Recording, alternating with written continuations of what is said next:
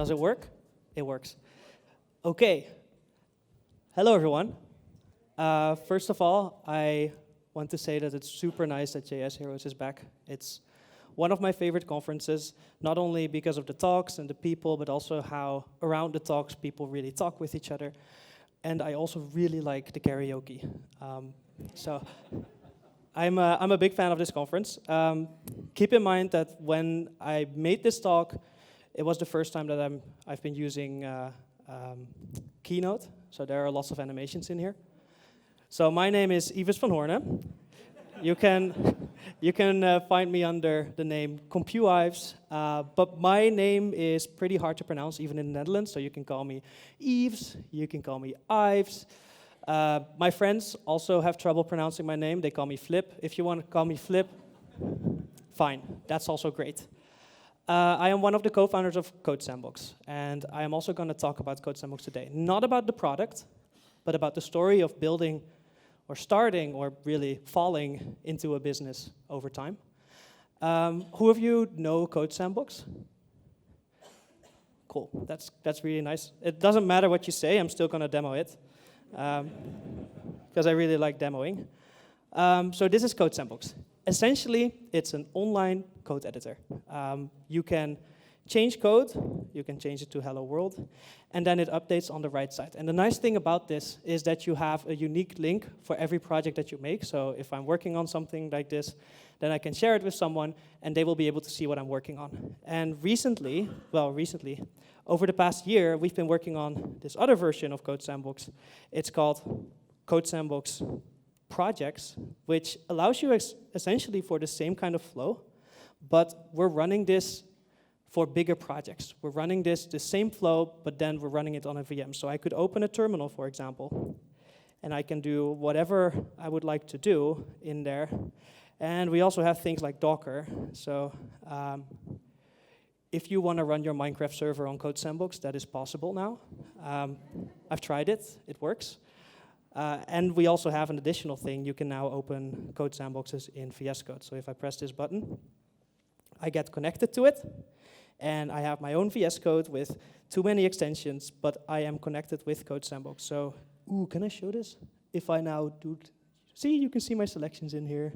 And you can type at the same time, and it will update. And you will see me here. Oh, Alex is also connected from...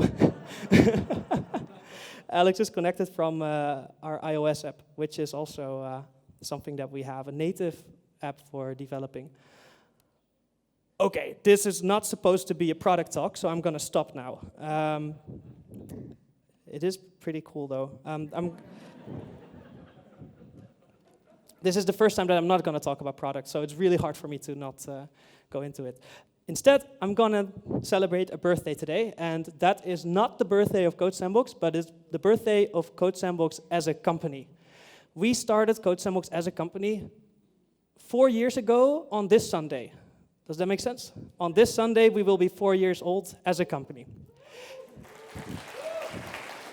Yay! And a lot of tears have been shed. In the meantime, we have so many different people who created great stuff on Code Sandbox. It's really, really impressive. I never thought that Code Sandbox would grow to the size it is today. It would never have happened in my wildest dreams. And so this is a story. This is a story of how Code Sandbox got started. It's a story of how it was a side project, turned into an open source project, turned into a company, turned into a team, and well, everything that came after. And all the learnings along the way, so bear with me. So let's go back 5 years and a bit, really 6 years. In 2016, I was working as a web developer for an auction website called Katawiki. Does anyone know Ruby on Rails? We were working on Ruby on Rails, version 2, which is really bad. It's like from 2009, I think. And we were converting that to React. And at some point, I was on vacation to a city called St. Ives, and we literally went there because my name was in it. And when we were there, I got a lot of questions from my coworkers about React specifically. I didn't have my laptop with me, so they sent me snippets, just code snippets on Slack. And I had to decipher what was going on, and I couldn't understand what was going on there. So that's when the idea came up. What if you would have your development environment available everywhere? so to say, in the browser. And many people have ideas. I also had this idea, and like many people, I didn't do much with it. Instead, I started studying at university. However, I started studying computer science there, and one of the first lectures that I got was a lecture about Java programming. And the first time it was okay.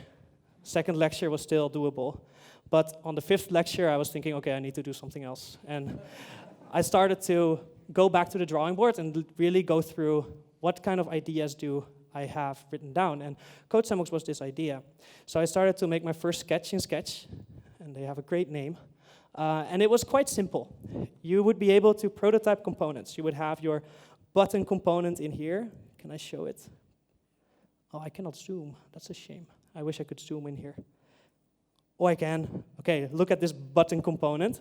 And you would have code here and a preview here. Cool, design, done. We can start implementing. And this was the first prototype, the first implementation. And I remember being so extremely happy about this implementation because it worked. When you updated code, it would update the right side, and it would even show your errors.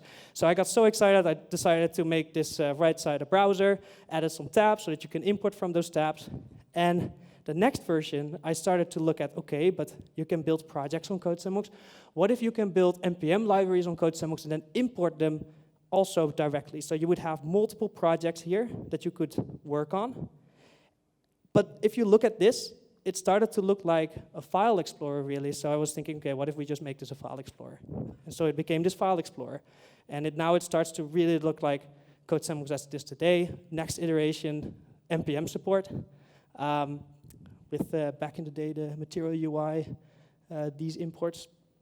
And pretty fast, it came to a version that really looks like Code Sandbox today. And when you look at the evolution of this, you can see that it started as this component editor. Then it became a component library builder for NPM libraries. Then it became an online component library builder. And finally, it became an online code editor. And the main learning from this is that no matter what kind of idea you have, it's okay if it's imperfect, because during the implementation, you will refine your idea and it will become better and better, at least subjectively. No matter what idea you have, it's worth working on it. And I've seen so many people who say, I have this idea, I don't think it's a good idea, I won't work on it. And that is a shame, because these ideas, they all start out imperfect. They will be better once you iterate on it. So we got this version of Code Sandbox, everything working.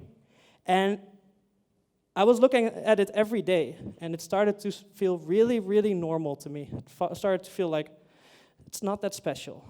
I didn't have that feeling that I used to have at the start of, wow, this works. And so I lost motivation. I kind of stopped working on it.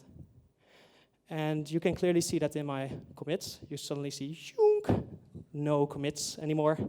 And I started going back to the Java lectures, dire situations. But when I went back to those lectures, my friends, they said, hey, you're back, what has happened? And I said to them, well, I've been working on this idea called Code Sandbox. And I showed it to them, and their response was much different than I expected. I was expecting them to say, okay, cool, and they get back to the object-oriented code. But they were really enthusiastic about the idea. They were much more enthusiastic than I initially expected. So I started thinking, maybe there is an idea behind this. And at this point, Bas, somewhere in the audience, the other co-founder, has joined, and we set a goal. We said, we're going to release this 1st of April. We're going to do as much work as possible. If there's any feature that we haven't finished by 1st of April, we're going to drop that feature. It's not going to make it. And so you can see the spike. We tried to really make it work. And so we did. The learning from this is that you should always seek external feedback. You are looking at this every day. You will have a very warped view of what you're building because you get used to it. So always seek external feedback. And because of that, release fast. Because we decided not to release for a long time, and then when we released, we saw interest. But for example, there were also features that didn't make the cut in the end. And some of these features were never built again. One feature was NPM registry, and we still have that PR open on the server. It's a feature that would allow you to export your sandbox to NPM, and then you would be able to import it locally. no one asked for this anymore. Well, maybe a couple people, but not many people. And we're not going to merge it anymore. I think it's lost cause. But we keep it open as a symbol, the PR. Also follow KISS. Try to keep it very simple, the implementation. This is another learning. Like, we shipped Code Sandbox where we store all the files on a Postgres database. And I said, well, this is never going to scale, but we have to release on 1st of April, so we're just going to ship this. And today we have 25 million sandboxes, over 200 million files, still all running on Postgres. And it's still fast. Postgres is one of those technologies that's really amazed me, just like Elixir. So we released it. In the end, we decided not to do it on April 1st. You can guess, it's April's Fools. So April 2nd, that's when we sent out the tweet. Lots of anticipation, we got the champagne and everything, but then the students' version of the champagne. And we pressed the button, and the response was staggering. 6 likes. Which was very sad. And you know, it's even more funny because those 6 likes were all my high school friends. I had 60 followers, so there was not so much response. And so you have the question, what now? What are we going to do now? And I started reading marketing books. And there was one marketing book, like the 21 best things to do in marketing or something, or the golden rules, don't remember. But there was one rule in it that I really remember, and that is better to have 100 true fans than 10,000 people who like you. So if you have 100 people who really like you so much that they talk about your product to their friends, that they really, really are enthusiastic, are following it on every update, it's better to have 100 people of those than 10,000 people who like you but just follow you. And so we followed this rule. This was the goal, get 100 true fans. And so we started doing the unscalable things. We started to ask people, what do they think of Code Sandbox? If people have created a sandbox and there was a bug in them, we would send them an email suggesting the bug fix. That was too much. But we would really talk a lot with people to ask them what they want to see. And if they have a feature request or a bug report that fits in your roadmap where you think this is really something that we should fix, it's almost one of the best things that you can do is to fix that as soon as possible, because that shows to them that you are listening, and it's a surefire way to make them a fan. So ship often, sometimes multiple times per day. Iterate very often. And if you ship publicly, because people need to know about what you're doing. And if you have 500 people who like you and they see you still updating it very often, they might as well turn into fans because they want to check it out. And using kind of this strategy of working this way, we started to grow from 2017 to 2019 pretty rapidly. And a lot of weird things happened because, you know, we were students, it was still pretty crazy. And one of the feedbacks that I will always remember is this feedback. Marry me, I'm in love with you, this is delicious, thank you, I've included you in my will. And I still need to find this person. Need to track them down. But what we also got, as Code Sandbox got more popular, is acquisition offers from companies. And this was surreal for us because we were students. We were making 500 euros a month, of which 300 euros would go to our rent. And suddenly we got acquisition offers from companies. And at the same time, Code Sandbox became more and more popular, and you could really see this as a graph where Code Sandbox got more popular and I started to get less student credits. So we said that we had to make a decision. Work on Code Sandbox full-time, and if we do, are we going to raise or bootstrap? Are we going to keep it as a side project? Or sell it to a company that we respect? Get acquired by a company and combine our forces? And I'm standing here at Code Sandbox, and so you can kind of guess what the decision has been. But actually, the first decision that we made was to sell it. We're very reasonable in our thinking. We were thinking we are young. If we join a company that we respect a lot, we will be able to learn a lot from that company, and we will also be able to grow Code Sandbox together with them to something that we would have never achieved. And it was reasonable thinking, but the moment that we made that decision, it didn't feel right. I kind of felt sick. like literally sick. And so we walked back on that decision and decided to work on Code Sandbox full-time. And then the question is, should you raise or bootstrap? And this question is very personal, very situational. I am not a lawyer. This is very personal to what we thought at Code Sandbox, and but I can give you some interesting insights. When you raise, it's risky. It's a much bigger chance that you're either going to succeed really well or that you're going to fail really badly or well. It will be uncomfortable. People will ask you to do things that you have never done before that is very uncomfortable in a pace that you are not comfortable with. There will be high expectations. There will be an investor that will invest in you. And they will invest in you because they expect to make a return. Or, well, they hope to make a return. They will. And you often cannot define the pace. Big caveat, if you discuss this with the investor up front, maybe you will be able to do this. But the main expectation is that you are kind of going into this race car. This race car is going full speed, and for some reason, they forgot to build the brakes. And so you can only steer. In the end, we did decide to race, and a couple of reasons. We were young, so we were feeling we can take a lot of risks right now. Second, we wanted to challenge ourselves. We wanted to feel uncomfortable. We wanted to learn a lot. We wanted to start a startup. We've always wanted to start a startup, but we just didn't know if this was the right time because we hadn't worked that much at companies before. And we had so many ideas. We thought so many things that we wanted to build, and we felt like this could only be done with a team. And finally, we wanted to stay ahead of competition because competition was racing at the time. Now that I think back on it, I was so scared for competition racing. Turns out, you should just focus on your own thing. This would not be a valid reason, for me at least today, to say this. So, funding it is. But the question is, how? How are we going to raise funding? And I think there are 4 really important things that investors will look at, and this might be interesting for you if you're thinking about this.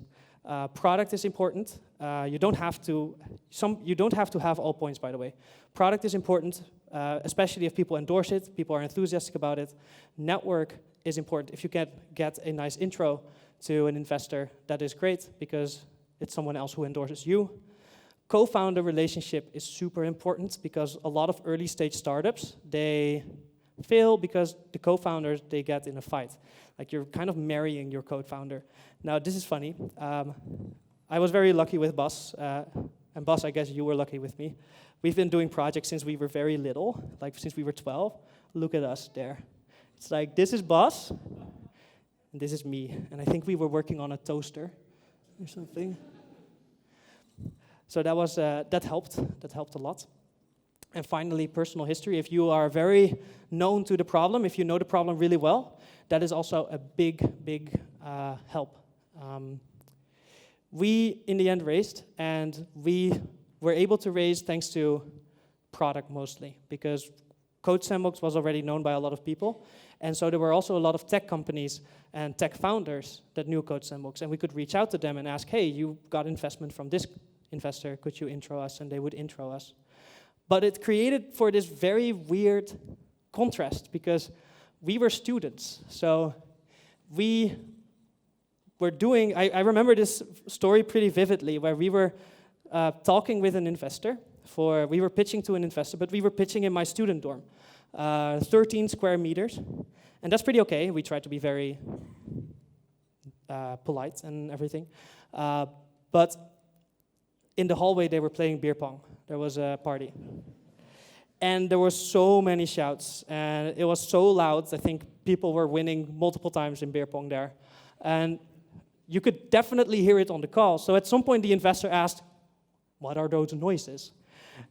And we couldn't really think of anything, so we just said, yeah, they're playing beer pong here.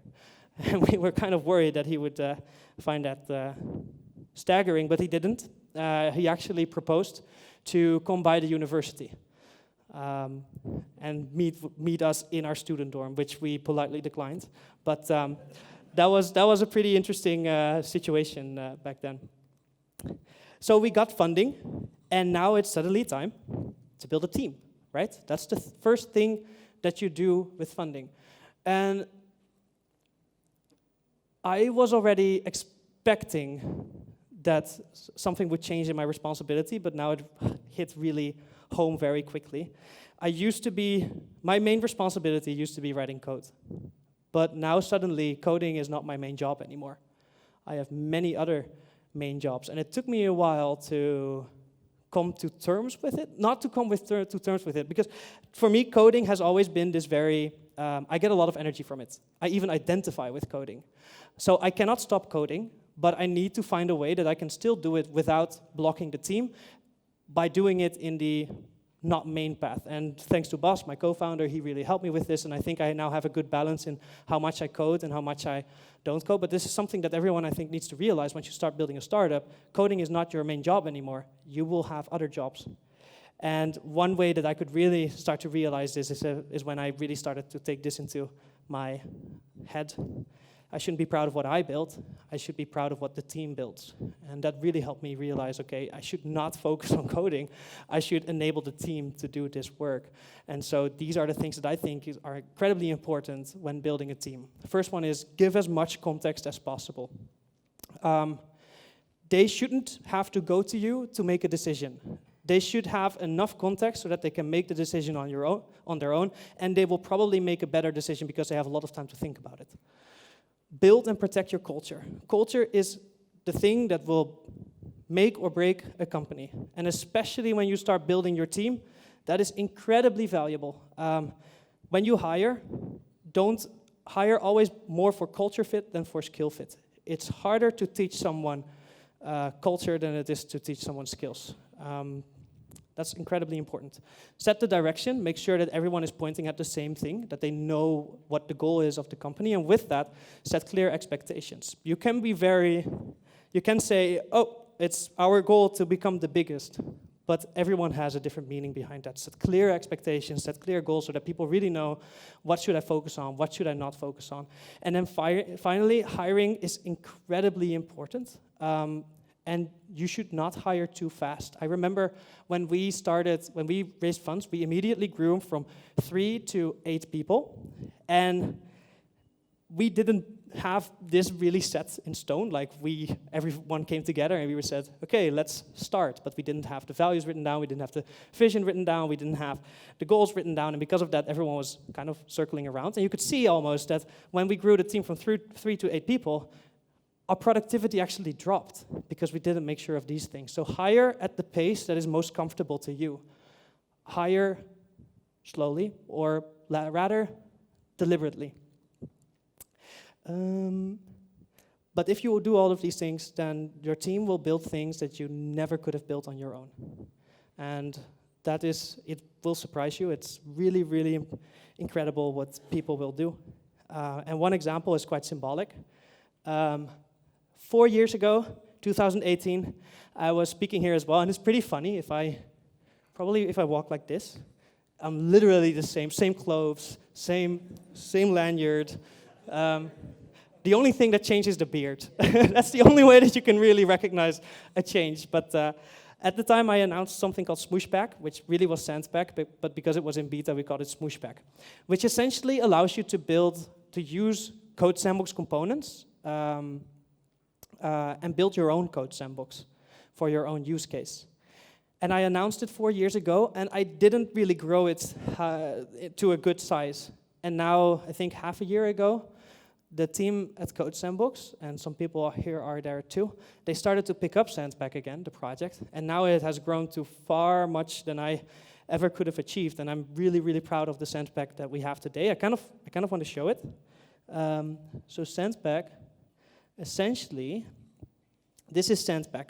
It allows you to build like these interactive code examples, but it's React components, so you have a lot of flexibility in what you want to build. So here, I have the Sandpack provider, I have a Sandpack layout, and then I have the code editor and the preview. Now, what if I want to turn around the code editor and the preview? I do ploop, and it's suddenly the other side.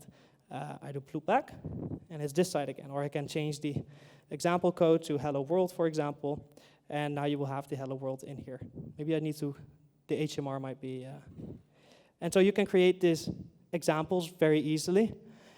And the interesting thing is, the React documentation has also started using this now for their documentation.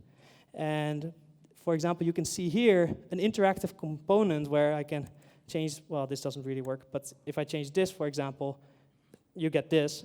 And it fits in so nicely because with Sandpack you can build your own components, you can use the components that we provide, but you can also style them custom in a custom way. So for example, the React documentation also has challenges at the end. And you can see, for example, here that they have this custom error overlay for this challenge. And this is possible because Sandpack is, in the end, it's components and it's powered by the bundler that Code Sandbox uses. But when Code Sandbox started, when Sandpack started 4 years ago, I never would have expected it to grow to this size. So I think that is extremely cool. And it kind of goes to show how valuable that is. You can find it here, by the way. Alex also worked on it. I'm not sure where Alex is now. Oh, there. Hello. And Danilo is also here, this maintainer. He has a Code Sandbox shirt. Oh, there's Danilo. So if you have any questions about Sandpack, then then you can see it here. This is the presentation. It goes on to 2020. 2020. And there's so much more that has happened after, and a lot of learnings in building the team. But this is how far I've come with the timing that I have. If you are thinking of maybe turning your project into a company, or if you want to build a team around it, I'd be happy to talk. If you just want to talk about Code Sandbox, if you want to talk about Elixir, about Rust, doesn't really matter. You can also find me. I'm here to talk. I also have stickers. And this is funny. This is Code Sandbox from our get-together last month. Funny thing is, we actually went with the team to the university and to the student dorm to see everything. Okay, thank you very much.